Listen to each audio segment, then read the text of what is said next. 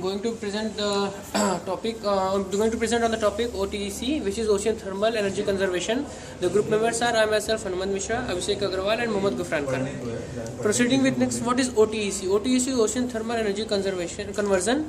In OTEC, the main process is that the ocean energy, which is a tidal energy based, that toward in the below the surface, which is under the surface, the water is very sharp cold, whereas the water on the float surface is quite warm, so which creates a temperature difference of around 20 to 25 degrees centigrade. This helps in moving the turbine and generate the electricity.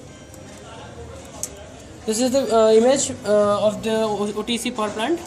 Proceeding to, what are the main components of OTEC system? The main component of OTEC system is evaporation, condenser, cold water pipes, and turbines. Evaporators are the machines which used to collect the evaporated water from the sea. Condenser do convert the evaporated water into water back again.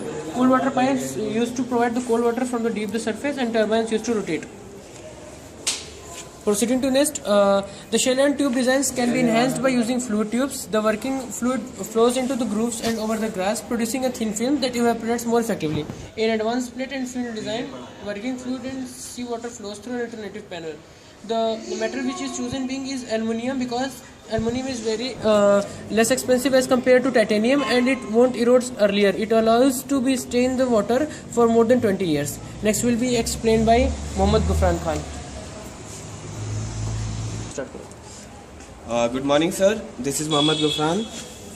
This is the OTEC resources within India. These are the resources where OTEC plant can be formed.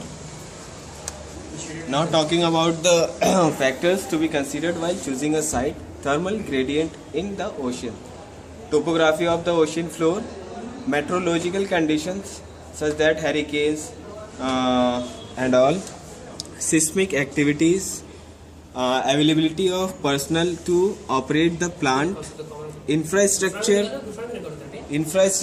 airport, harbour, etc., local electricity and desalinated water demand, political, ecological constraints, cost and availability of shoreline sites. Factors which increases the viability of OTEC: rising price of crude oil, declining supplies, ever rising energy demand, emission of greenhouse and toxic gases, need for renewable resources of baseload electricity, energy security, environmental aspects, positive aspects of environmental being no toxic products are released, carbon dioxide emission less than 1% of fossil fuels, nutrient rich cold water promotes mariculture, chilled soil agriculture promotes growth of temperate crop in tropical regions, cold water for air conditioning, fish will be attracted to the plants, increasing the fishing area, freshwater production.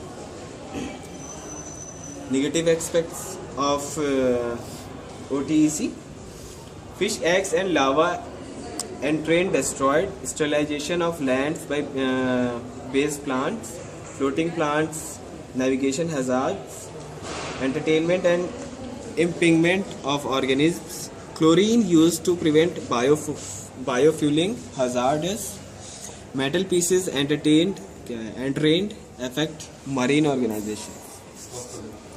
It will be explained by Abhishek. Energy, especially beneficial for small islands as they can become self-sufficient. Promotes competitiveness and international trade, enhances energy independence and energy security, promotes international socio-political stability. The next is OTEC, research and development history in India. In 1980, conceptual studies on OTEC plants initiated.